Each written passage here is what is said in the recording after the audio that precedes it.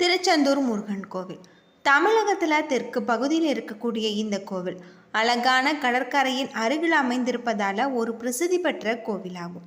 முருகனின் அறுபடை வீடுகளில் இரண்டாவது படை வீடாக இருக்கக்கூடிய திருச்செந்தூர் தனி மெருகூடப்பட்ட ஒரு வரலாற்று குறிப்புகள் இருக்குது. கட்டிடக்கலை ஆன்மீக முக்கியத்துவத்தால் பக்தர்களுடைய மனதை ஈர்க்கக்கூடியதாக இந்த திருச்செந்தூர் கோவில் முக்கியத்துவம் மற்றும் சிறப்புகளை சொல்லப்பட்டிருக்கு. இந்த கோவில் பல்வேறு சிறப்புகளை கொண்டிருக்கக்கூடிய வகையில் அமைஞ்சிருக்கு. திருச்செந்தூர் முருகன் கோவிலுக்கு நீங்கள் போயிருந்தீங்கன்னா மறக்காமல் கமெண்ட் பண்ணுங்கள். திருச்செந்தூர் முருகப்பெருமானுக்கு போற்றி அப்படின்னு சொல்லிட்டு மறக்காமல் கமெண்ட் பண்ணுங்கள். நம்ம சேனலை நீங்கள் இன்னும் சப்ஸ்கிரைப் பண்ணலைன்னா சப்ஸ்கிரைப் பண்ணிடுங்க. ஜோதிட ரீதியான அனைத்து விதமான பிரச்சனைகளுக்குமே நம்முடைய சேனலில் தீர்வு சொல்லப்பட்டு வருது. டிஸ்கிரிப்ஷன் நம்பர் கொடுத்துருக்கோம். இந்த நம்பருக்கு கால் பண்ணி உங்களுடைய பிரச்சனைகள் என்னன்னு சொன்னீங்கன்னா போதும், கட்டாயம் உங்களுடைய வாழ்க்கையில் நல்ல ஒரு திருப்பு முனை ஏற்படலாம். திருச்செந்தூர் கோவில் மிக பழமையான கோவில். சங்க இலக்கியங்களில் நக்கீரர், முருகாற்றுப்படை மற்றும் சிலப்பதிகாரம் உள்ளிட்ட பழமையான இலக்கியங்களில் இந்த கோவில் பற்றி சொல்லியிருக்காங்க. அது மட்டும் இல்லாமல் இந்த கோவில் பல்வேறு சிறப்புகளை கொண்டிருக்கக்கூடிய வகையில் அமைஞ்சிருக்கு. படையெடுத்து செல்லக்கூடிய படை வீரர்கள் தங்கும் இடம்தான் படை வீடு. அதன்படி சூரபத்மனை வதம் செய்வதற்காக தளபதி வீரபாகு உள்ளிட்ட படை வீரர்கள் தங்கியிருந்த இடம்தான் திருச்செந்தூர் சுப்பிரமணிய சுவாமி கோவில். சூரபத்மன் எனும் அரக்கனை ஐப்பசி மாத வளர்பிறை சஷ்டி என்று தன்னுடைய வைரவேல் கொண்டு வதம் செய்த தினம் கந்தசஷ்டி விழா சூரசம்காரம் என விமர்சையாக கொண்டாடப்படுது. சூரபத்மனை வெற்றி கொண்டதால் இங்கு கோவில் கொண்ட முருகப்பெருமான் ஜெயந்திநாதர் என்று விளங்கப்படுவதாகும். அதுவே பின்னால மருவி செந்தில்நாதர் என மாறியிருக்கு. இந்த காலப்போக்கில் இது திரு ஜெயந்திபுரம் என்பதில் இருந்து திருச்செந்தூர் என மாறியிருக்கு. தமிழ் கடவுள் முருகனின் மந்திரங்கள், போற்றி துதிகள், சிலப்பதிகார குறிப்புகளின்படி 2000 ஆண்டுகள் பழமை வாய்ந்ததாக சொல்லப்படுது. அது மட்டும் இல்லாமல் இந்த இடம் திருச்சீர் அலைவாய் என அழைக்கப்பட்டதாகும். இந்த கோவில் 150 அடி உயரமுடையதாக சொல்லப்பட்டிருக்கு. இங்கு ராஜகோபுரம் 9 அடுக்குகளை கொண்டிருக்கு.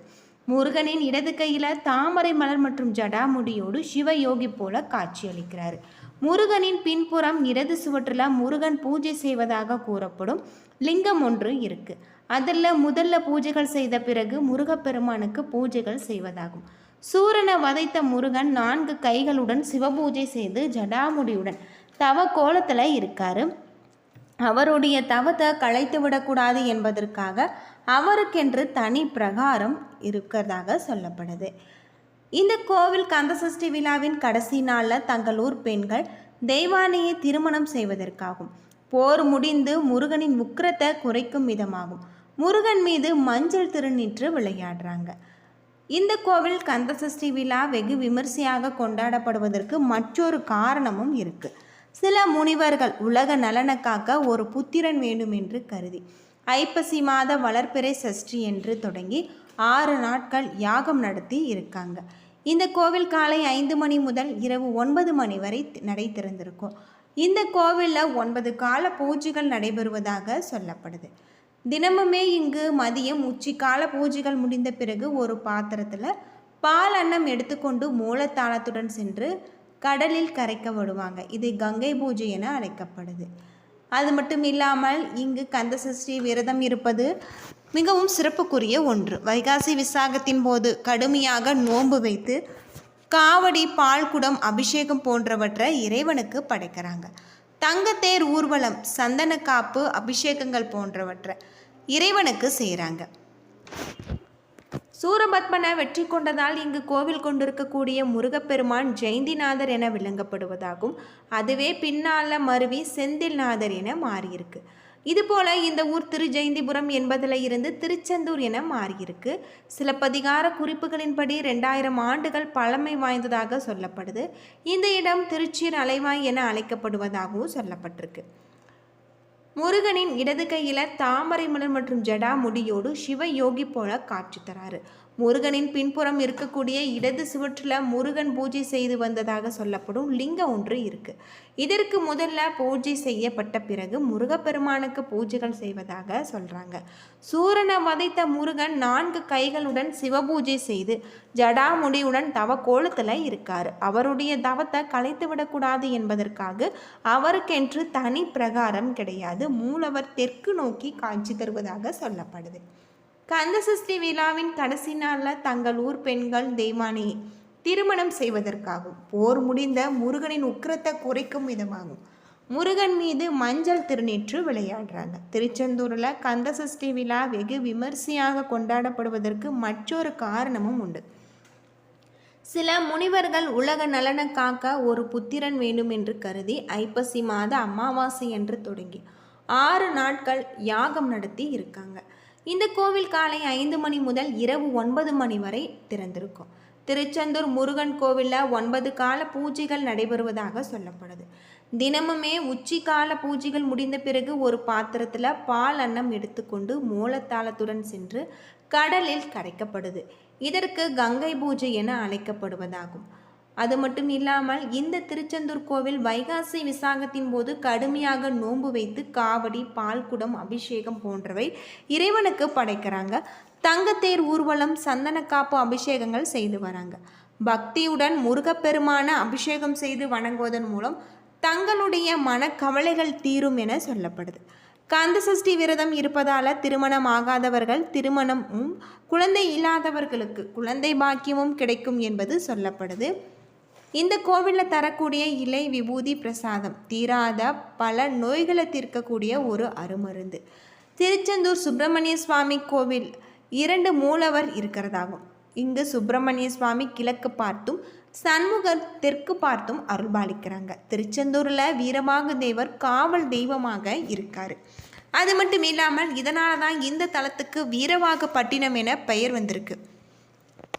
வீரவாகு தேவருக்கு பூஜைகள் நடத்தப்பட்ட பிறகு மூலவருக்கு பூஜைகள் நடத்தப்படுவதாகும். மூலவர் சுப்பிரமணியருக்கு தினமுமே தூய வெண்ணிற ஆடையை அணிவிக்கிறாங்க. சண்முகருக்கு சிறப்பு பச்சை நிறம் கொண்ட ஆடைகள் அணிவித்து வருவதாக சொல்லப்படுது. இந்த கோவிலில் மூலவருக்கு பின்புறம் சுரங்க அறை இருக்குது. உள்ளே சென்றால் முருகன் பூஜித்து வந்த பஞ்சலிங்கங்களை நம்ம காணலாம். இந்த அறைக்கு பாம்பறை என்ற பெயரும் இருக்கிறதாகும். திருச்செந்தூர் கோவிலில் இடது பக்கத்தில் வள்ளி குகை இருக்குது. இந்த குகைக்கு முன்பு இருக்கக்கூடிய சந்தன மலையில் தொட்டில் கட்டினால் குழந்தை பாக்கியம் விரைவில் கிடைக்கும் என சொல்லப்படுது. திருச்செந்தூர் தலத்தில் சண்முகர், ஜெயந்திநாதர், குமரவிடங்கர், அலைவாய் பெருமாள் என 4 உற்சவர்கள் இருக்காங்க. இவற்றில் குமரவிடங்கருக்கு மாப்பிள்ளை சுவாமி என்ற பெயரும் இருக்கிறதாக சொல்லப்படுது. இந்த கோவில் கோபுரம் 17ஆம் நூற்றாண்டில் கட்டப்பட்டிருக்கு. 9 அடுக்குகளை கொண்ட இந்த கோபுரம் 157 அடி உயரம் கொண்டதாகும். திருச்செந்தூர் முருகனே போற்றி என்ற தலைப்பில் அருணகிரிநாதர் 83 திருப்புகழ் பாடல் பாடி இருக்காங்க. இந்த பாடல்களை பக்தி சிரத்தையுடன் பாடினால் பாவங்கள் தீரும் என்பது ஐதீகம். திருச்செந்தூர் கோவிலின் வடிவம் பிரணவ மந்திரம் ஓம் எனும் வடிவில் இருக்குது. மூலவருக்கு பக்தர்கள் தங்க அங்கி அணிவித்து வழிபடுறாங்க. இந்த வழிபாட்டின் போது முருகனுக்கு பரிகார தெய்வங்களுக்கும் தங்க அங்கி வைரவேல் அணிவிக்கப்பட்டு வருது. திருச்செந்தூர் கோவிலில் இருக்கக்கூடிய சண்முக விலாசம் எனும் மண்டபம் 120 அடி உயரம், 60 அடி அகலம், 124 தூண்கள் இதை தாங்கிறதாக சொல்லப்படுது. திருச்செந்தூர் கோவிலில் மூலவர் முன்பு இருக்கக்கூடிய இடம் மணியடி என அழைக்கப்படுது. இங்கு நின்று சுப்பிரமணியரை தரிசிப்பது சிறப்பானதாக கருதப்படுது. நாளிக்கிணறு 24 அடி ஆழத்தில் இருக்குது. இங்கு நீராடிய பிறகு கடலில் நம்ம நீராட வேண்டும் என்பது ஐதீகம். திருச்செந்தூர் கோவிலில் திருப்பணிக்கான மௌன சுவாமி, காசிநாத சுவாமி, ஆறுமுக சுவாமி மூவரும் தங்களுடைய வாழ்நாளில் அர்ப்பணித்திருக்காங்க. அவர்களது சமாதி நாளிக்கிணற்றுக்கு அருகில் இருக்கிறதாக சொல்லப்படுது.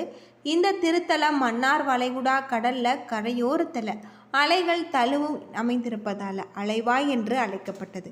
பின்னர் திரு என்ற அடைமொழி சேர்க்கப்பட்டு திருச்சீர் அலைவாய் என அழைக்கப்படுவதாக சொல்லப்படுது. இந்த கோவிலுக்கு செல்லக்கூடிய வழியில் துண்டிக்கை விநாயகர் கோவில் இருக்குது. விநாயகரை வணங்கி பின்னர் தான் முருகப்பெருமானை நம்ம வழிபட வேண்டும். முருகப்பெருமானின் வெற்றிவேல் மாமரமாக மாறி நின்று சூரபத்மனை பிளவுபடுத்திய இடம்தான் திருச்செந்தூரில் இருந்து 3 கிலோமீட்டர் தூரத்தில் கடற்கரை ஓரமாக அமைஞ்சிருக்கக்கூட மாப்பாடு என்ற இடமாக இருக்குது. இது மணமாடு என்று அழைக்கப்படுவதாக சொல்லப்படுது. அறுபடை வீடுகளில் இது 2வது படை வீடு. முருகனின் அவதாரம் நோக்கமே அசுரர்களை சம்ஹாரம் செய்வது தான். திருச்செந்தூர் தான் இந்த அவதார நோக்கமாக பூர்த்தியானது. என்ன நண்பர்களே, இந்த வீடியோ உங்களுக்கு பயனுள்ள ஒரு தகவலை தந்திருக்கும்னு நினைக்கிறேன். வீடியோ பிடிச்சிருந்தா லைக் பண்ணுங்கள், ஷேர் பண்ணுங்கள், கமெண்ட் பண்ணுங்கள். நம்ம சேனலை சப்ஸ்கிரைப் பண்ணலைன்னா மறக்காமல் சப்ஸ்கிரைப் பண்ணிடுங்க. முருகப்பெருமானுக்கு போற்றி, கந்தனுக்கு போற்றி அப்படின்னு சொல்லிட்டு மறக்காமல் கமெண்ட் பண்ணுங்கள். நன்றி நண்பர்களே.